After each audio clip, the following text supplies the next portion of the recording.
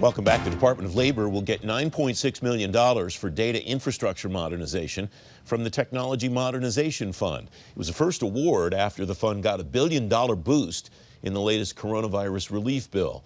Dave Wennergren's Chief Executive Officer of ACT-IAC, former Chief Information Officer of the Navy. Dave, it's great to see you again.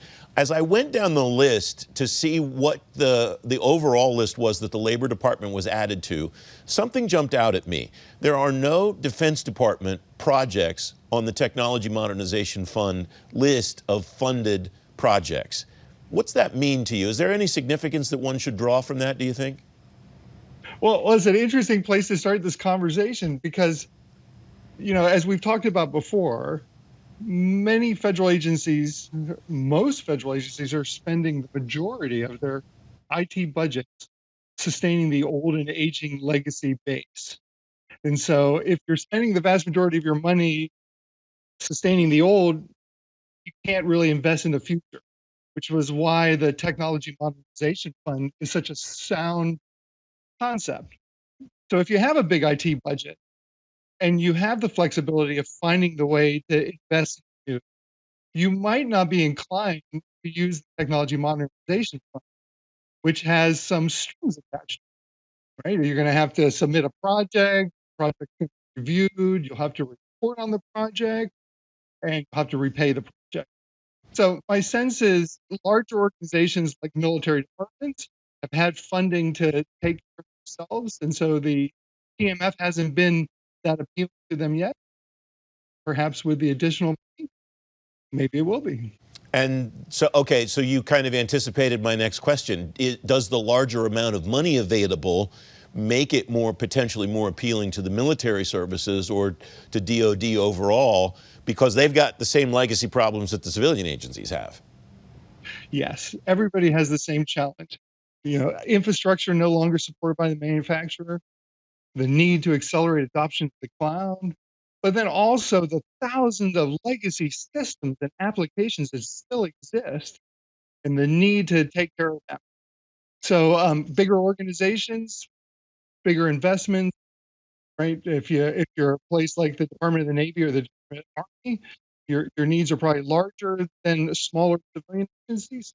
So yes, I think the additional money might be attractive to them. With the big infusion that is coming, do you expect to see a gold rush, civilian or DOD? Do you expect to see a bunch of agencies going, okay, now we can dive in the deep end here, where before with the smaller amounts of money, it didn't look appealing? Well, I hope so. Because if you think about it, the MGT, Modernizing Government Technology Act, passed in December of 2017. Over the first 3 years or so, Congress appropriated $175 million. So $1 billion is a big investment. On the $175 million, we've launched projects of a little over 100 million. If we get to a year from now and we've only invested a little bit of this additional money, there will probably not be an appetite to continue to do major investments, right? And so I think it's crucial that we jump on now. How do you get more projects into use? How can we accelerate and streamline the process for identifying projects, approving them, but also perhaps doing a combination of push and pull, where in addition to asking agencies to come with projects, maybe we're a little bit more directive about agency A, you need to do things, be more directive about how. Because I have to imagine that if we don't show demonstrable results within a year or so, there won't be a lot of appetite to continue to invest. And the federal IT budget is $90 billion a year. So $1 billion is hard, but it will take more than $1 billion to finish this transformation. Is the timeline that Congress requires, at least in its mind, to see success reasonable for agencies to be able to show that success in order to demonstrate that this $1 billion was worth it and that it should perpetuate itself? Yeah, well, I think it's a given that expectations will be high. We do see that IT modernization efforts work best when they stay ahead of the pace of technology change. So if you take years to implement a solution, you'll already be behind by the time you launch. And so, we could debate whether expectations are reasonable But the fact of the matter is the expectations do exist.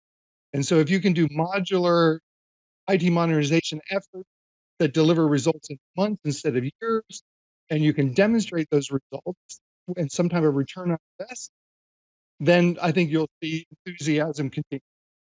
Do you think the $1 billion means that we'll see a few larger programs, a lot of programs a similar size of what exists today, or all of the above, some combination of both, Dave?